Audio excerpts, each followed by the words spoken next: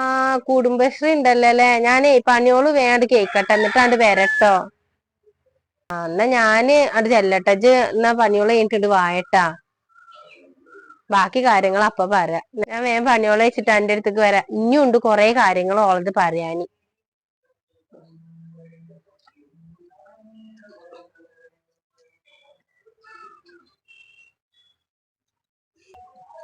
ജേ ആ കറി ഒന്ന് ഉണ്ടാക്കിട്ടോ. ഞാനേ കുടുംബശ്രീ പോയിട്ട് വരാം.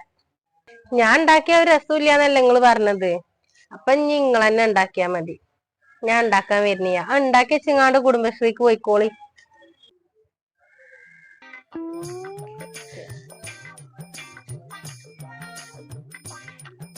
ഏടി ഈ കുരിപ്പറ്റിയെ കേക്കും ചെയ്തിക്കണ പറയണത്. എനിക്ക് ഞാൻ തന്നെ ഉണ്ടാക്കേണ്ടി വരും.